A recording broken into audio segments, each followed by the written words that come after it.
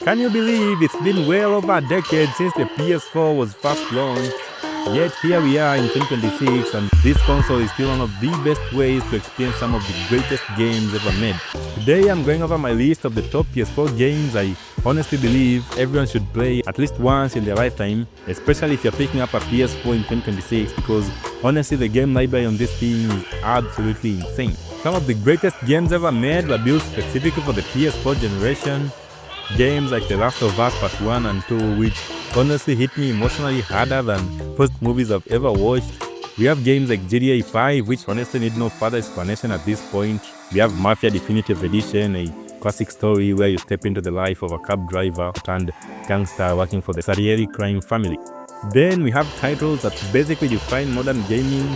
Games like Red Dead Redemption 2, Witcher 3, The Wild Hunt, which I absolutely loved with that insane gameplay, the combat and just the insane freedom of choice the game offers. Another legendary title is Bloodborne, which many people still consider one of the greatest action RPGs ever made.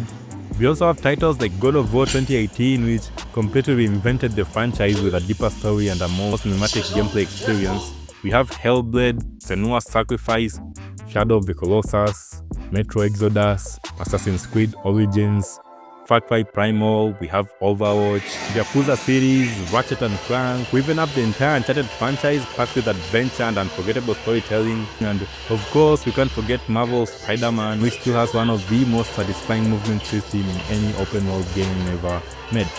These games basically define the entire PS4 generation, and before we move on to the cross-gen PS5 titles, if you feel generous enough and would love to support the channel further, feel free to grab me a cup of coffee with the links down below. A lot of games people associate with the newer PS5 actually still run perfectly on the PS4. Games like Gran Turismo 7, which looks incredible even on the PS4 Pro. The entire Call of Duty bundle, even the latest Modern Warfare 3 and Black Ops 7 still run insanely smooth.